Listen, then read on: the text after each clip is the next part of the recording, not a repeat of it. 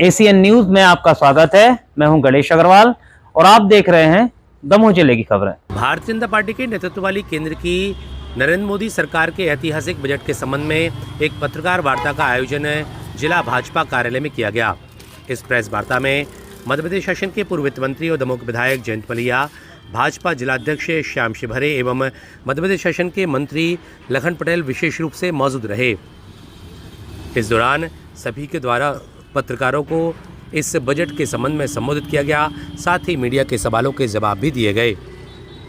ACN news के लिए सतीश सेन की रिपोर्ट। जा रही है, इसमें अगले 5 वर्षों में 2 करोड़ रुपए का टर्म लोन उपलब्ध कराया जाएगा। ये सारी की सारी योजनाएं हैं। इसी तरीके से चमड़ा उद्योग है, फुटवेयर है, इसमें भी लोगों को लगभग 22 लाख लोगों को रोजगार देने का है। बंद हो गई जी, विशेष ध्यान देते हुए 6 साल तक किसानों को आत्मनिर्भर मिशन के तहत शुरू किया जाएगा। इसमें उत्पादकता में सुधार, घरेलू दाल का उत्पादन, किसानों को लाभकारी मूल्य मिल सके, इसके बारे में और जलवायु के अनुकूल उन्हें बीज मिल सके, ये किया जाए। इसी तरीके से किसान क्रेडिट कार्ड जो हमारे यहाँ किसानों को देते हैं, जो पहले कभी नहीं मिलता, मछुआरों को देते हैं, और वो किसान जो डेयरी का काम करते हैं, दूध का काम करते हैं, ऐसे सभी लोगों के लिए ग्रामीण समृद्धि और लचीलापन कार्यक्रम शुरू किया जाने वाला है। इसके तहत कौशल निवेश के साथ साथ प्रौद्योगिकी और ग्रामीण अर्थव्यवस्था को सशक्त बनाने के माध्यम से कृषि में अल्प रोजगार की समस्या का समाधान किया जाएगा। इसके साथ साथ ग्रामीण क्षेत्रों में पर्याप्त अवसर पैदा करना, ताकि प्रवास एक विकल्प हो लेकिन अनिवार्यता नहीं हो। इसके पहले चरण में पूरे देश में 100 जिलों को लिया जाएगा और फिर आगे लिया जाएगा और डेवलपमेंट से जाना जाएगा। अभी तक हम अगर अपने घर को होम स्टे बनाना चाहते हैं तो उसके लिए आपको लोन नहीं मिलता था। अब आप देख रहे होंगे शहरों में भी अपने घरों में लोग होम स्टे बना रहे हैं, जिनके पास जगह है वो लेके लोगों को रहने के लिए 2 परिवार, 2 लोग या 3 लोग या इस प्रकार से उनका रुकने का, खाने का, और इसके लिए इसको बढ़ावा देने के लिए अभी जो हमारे उत्तराखंड के हैं, हिमाचल प्रदेश के हैं और भी दूसरी जगह, अभी जैसे हमारा ये 2 दिन का समिट हो रहा है, यहाँ भोपाल में लोगों ने अपने घर बनाए हैं, वहां पर लोग आके रुकेंगे। तो इस तरीके की योजना है के लिए अगर कोई होम स्टे का अपना एक प्रावधान करना चाहता है तो उसके लिए सहजता से मुद्रा राशि उपलब्ध कराई जाएगी ऋण के रूप में। मित्रों, हमारे यहाँ दवाइयाँ इम्पोर्ट होती हैं, काफी इम्पोर्ट होती हैं। अब ये तय किया गया है कि ऐसे रोग, खासतौर से कैंसर जैसे और अन्य दुर्लभ बीमारियों को ऐसी 36 जीवन रक्षक औषधियां हैं जो हम इंपोर्ट करते हैं। 16 लाख रुपया 15 लाख की आय है, उसको और 50,000 रुपये बचेंगे। 18 लाख की आय वाले के लिए 70,000 का लाभ मिलेगा।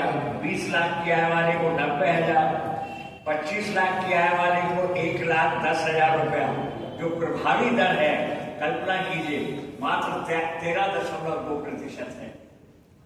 और इतना ही नहीं, जिनकी आय 50 लाख रुपया भी है और 50 लाख रुपए तक की इसमें छूट दी गई है, और इन आय वालों को 1,10,000 रुपए का लाभ मिलेगा।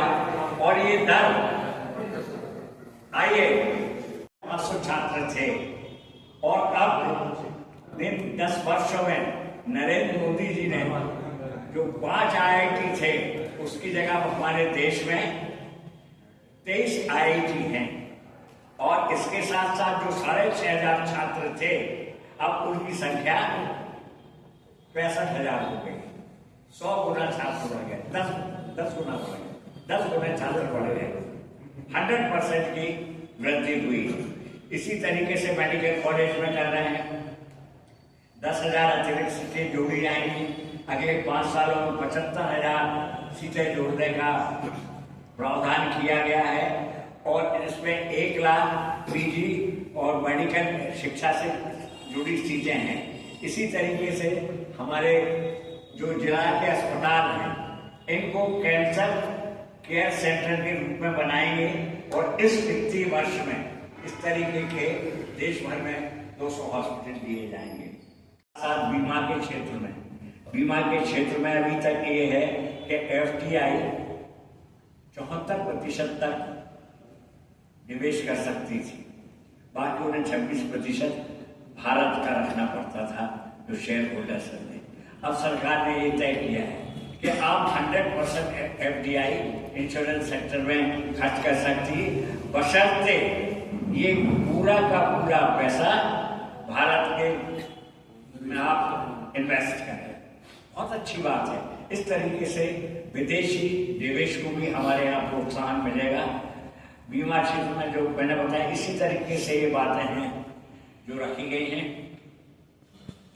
और बहुत सी बातें हैं, परंतु जो मुझे लगता है क्या ऐसी एक बात मुझे नहीं लगता कि कोई भी सेक्टर या कोई भी चीज अधूरी छोड़ी हो और अपन बातचीत अभी करेंगे। जो पुराने बजट रहे हैं 2014 के बाद के, हर बजट प्रोग्रेसिव रहा है और देश की जितनी भी सेक्टर ले लो उन सब के लिए बढ़ाने वाला रहा हो।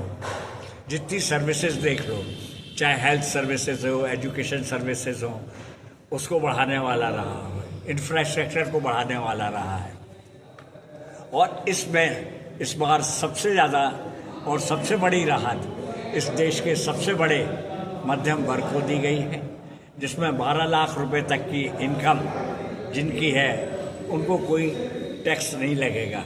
और जो सैलरीड पीपल हैं जिनको नौकरी करते हैं और उनकी अगर आय 12,75,000 है तो उन्होंने TDS का भी लाभ मिलेगा और 12,75,000 तक पर उन्हें कोई आयकर नहीं देना पड़ेगा। इसके अलावा भी जो अलग अलग स्लैब बने हैं 20 लाख का, 25 लाख का, 50 लाख का, सबको राहत है। और मेरा मानना है इन सबको राहत भी मिलेगी। जिनके पास जो पैसा बचेगा वो पैसा फिर सर्कुलेशन में होके आएगा, लोग अपना हाउसिंग स्टॉक बढ़ाएंगे और अपने अन्य चीज़ों के ऊपर खर्च करेंगे, हमारी इकोनॉमी में बूम आएगा। आपने बताया कि विश्व की तीसरी महाशक्ति के रूप में हम अर्थ की व्यवस्था पे पहुंच गए हैं, क्या पहुंच रहे हैं, पांचवीं पे हैं, पहुंच तो जी। हाँ। देखिए जिस तरीके से हम तरक्की कर रहे हैं, अगर आप कंपैरेटिव चार्ट देखें, उठा के देखेंगे देशों का, हम 2014 तक कहाँ थे? हम 9वें 10वें नंबर पर थे, 11वें नंबर पर थे, और वहाँ से धीरे धीरे आए हैं, 5वें नंबर तक आए हैं। अब हमने अपना टारगेट फिक्स किया है अगले आने वाले वर्षों में कि हम दुनिया की तीसरी सबसे बड़ी अर्थव्यवस्था बनेंगे। अभी एक बात और आपने कही कि 25 करोड़ लोग गरीबी रेखा से बाहर आ गए हैं, तो अब ये इनको जो सुविधाएं मिलती हैं वो बंद हो जाएंगी क्या? देखिए आप PDS को उठा के देखिए, जी। लोग कहते हैं, कई लोग कहते हैं, हमारे विरोधी मित्र कहते हैं, कह रहे भैया जब ये गरीबी रेखा से बाहर आ रहे हैं तो उन्हें आप फ्री राशन क्यों दे रहे हैं? जी। हम फ्री राशन उनके लिए इसलिए दे रहे हैं कि उनकी राशि इसके ऊपर खर्च ना हो और वो फिर से गरीबी रेखा में न आए। वो गरीबी रेखा से निकल गए हैं तो, और ये हम अभी लगातार 28 तक तो कंटिन्यू करने वाले हैं। अभी ये सारी चीज़ें हैं, जैसे हम आयुष्मान योजना का काम कर रहे हैं, आदमी का कितना पैसा खर्च होता है। अब 5 लाख रुपए तक की राशि अब तो 70 साल से ऊपर वालों के लिए भी कर दिया और 5 लाख रुपए के अतिरिक्त कर दिया है। तो इन सब चीज़ों से लोगों के पास पैसे बचेंगे और वो जो पैसे बचेंगे वो अपने ऊपर, अपने परिवार के ऊपर खर्च कर सकते हैं। आपने जब भी मोदी जी का भाषण सुनेंगे आप, तो पशुपालन पर जरूर चर्चा होती है। और पशुपालन ही एक ऐसा मात्र विभाग है जो माननीय हमारे यशस्वी प्रधानमंत्री आदरणीय नरेंद्र मोदी जी का सपना है, किसानों की आय दुगनी करना। तो इसके अलावा कोई विकल्प नहीं है, क्योंकि कृषि की जो उत्पादकता है वो पूरी चरम पर पहुंच चुकी है। अब हमको आय बढ़ाना है तो एलाइड एग्रीकल्चर में जाना पड़ेगा, और एलाइड एग्रीकल्चर में सबसे अच्छा सोर्स जो है वो है पशुपालन, दुग्ध उत्पादन, उसको बढ़ावा देना। और उसके लिए लगातार हमारे यशस्वी प्रधानमंत्री जी, हमारे डॉक्टर मोहन यादव जी हमेशा उस पर काम कर रहे हैं। और बहुत जल्दी आपको इसके जो सड़कों पर जो गौ माता नजर आ रही वो नजर नहीं आएगी, इस पर हम लोग लगातार काम कर रहे हैं। आपने स्मार्ट गौशाला की बात कही, कब तक देखने को मिलेगी? मुझे लगता है कि 2 माह के अंदर काम शुरू हो जाना चाहिए। हमने अभी आपने परसों अगर देखा हो, आदरणीय हमारे आप थे वहाँ से, मुख्यमंत्री महोदय ने कहा है कि कितनी बना रहे, तो मैंने बताया था कि 22 हम शुरू कर रहे हैं। तो अभी हम लोग 8-10 तो अभी मार्च के लास्ट तक मुझे लगता है कि शुरू प्रारंभ हो जाएंगे। और उसमें चूंकि बड़ा काम है, एक गौशाला बनाने में लगभग हमें लगता है कि समय तो हम लोगों ने जो उसमें दिया योजना में 1 साल का है, लेकिन हम कोशिश ये करेंगे 6 महीने के अंदर बनकर तैयार हो जाए और वहाँ पर कम से कम 10,000 से लेकर 20,000 25,000 गाय तक रखने की प्रावधान उसको किया गया है। भैया, अभी जिले में जो गौशालाएं संचालित हैं उस पर एक बृहद निरीक्षण की आवश्यकता है, क्योंकि कई बार ये आरोप लगते हैं कि वो सही तरीके से संचालित नहीं हो रही, सिर्फ शासन की राशि का दुरुपयोग हो रहा है। तो क्या आपकी रणनीति रहेगी? ये मैं आपकी बात से बहुत हद तक सहमत हूँ। कई जगह है, लेकिन हर जगह नहीं है। जो देखिए, गौशाला चलाना 2 प्रकार का है। एक तो भावनात्मक जुड़ाव जिनका है वो तो बहुत अच्छे से काम कर रहे हैं, और जिनको सिर्फ काम करना है वो अलग ढंग से काम कर रहे हैं। तो दोनों ही प्रकार के लोग हैं। लेकिन जो आपने जिस बात कही है वो कम लोग हैं, ऐसे 2-4 जगह होंगी। और हम लोग लगातार अपने डिप्टी डायरेक्टर से, अभी तो मैं बहुत बड़ा एक काम हो रहा है मध्य प्रदेश सरकार में कि हमने एक चिप डेवलप कराई है, जिससे जो संख्या है वो रोज की रोज हमारे पास संख्या आ जाएगी प्रदेश में कि किस गौशाला में कितनी गाय है, कितना गौवंश वहाँ पर है। और वो हम एक बार एंटर कर देंगे तो पूरे जीवन भर, उसके जीवन भर वो रहेगी।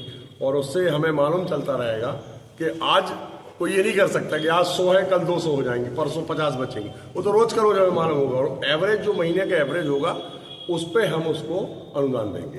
क्योंकि ये देखने में आ रहा है कि लोग उसके लिए संख्या बढ़ाते रहते हैं, तो वो सब बहुत जल्दी व्यवस्था उसकी